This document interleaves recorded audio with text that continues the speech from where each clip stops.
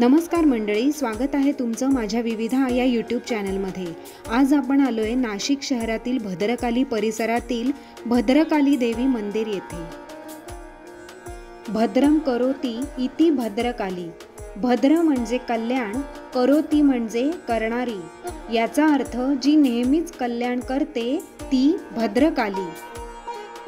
देवीच्या सुप्रसिद्ध 51 शक्तिपीठापैकी एक असलेले व अत्यंत महत्त्वाचे असे शक्तिपीठ नाशिकमध्ये आहे। नाशिकच्या भद्रकाली परिसरातील भद्रकाली देवी मंदिर हे इतर शक्तिपीठांइतकेच महत्त्वाचे आहे।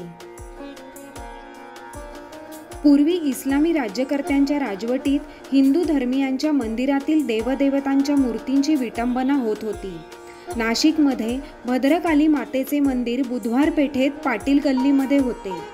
मुघल अंमलात या मंदिराला आक्रमकांचा उपद्रव होऊन मूर्तीची विटंबना, मोडतोड किंवा ती भंग होऊ नये म्हणून गावातील स्थानिक लोकांनी पुढाकार घेऊन त्यावेळेचे सरदार चिमाजी पटवर्धन यांना मंदिरासाठी जागा द्यावी म्हणून विनंती केली। सरदारांनी तिवंदा चौकाजवळील आपली जागा मंदिरासाठी दिली व सदर जागेवर सरदार पटवर्धन व सरदार गणपतराव दीक्षित यांनी भद्रकालीचे मंदिर बांधले। या मंदिराचे बांधकाम सन 1790 मध्ये पूर्ण झाले।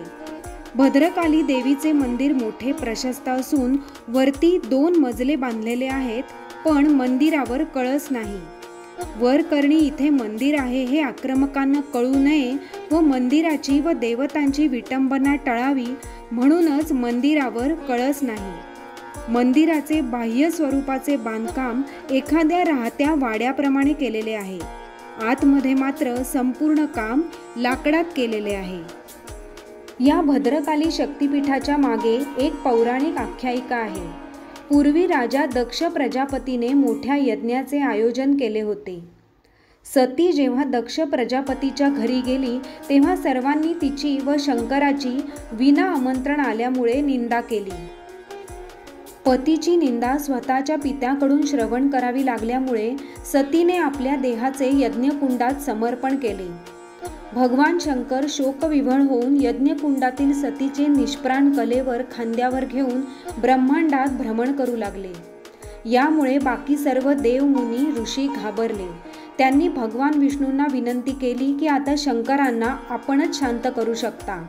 भगवान विष्णूंनी आपले सुदर्शन चक्र सोडले व त्या चक्राने सतीच्या देहाचे अनेक तुकडे झाले व ते सर्व भाग या भूमंडलावर पडले। त्यापैकी हनुवटीचा भाग हा गोदावरीच्या काठावर नाशिक येथे पडला। सतीच्या हनुवटीचा भाग जेथे पडला तेच स्थान भद्रकाली शक्तिपीठ होय।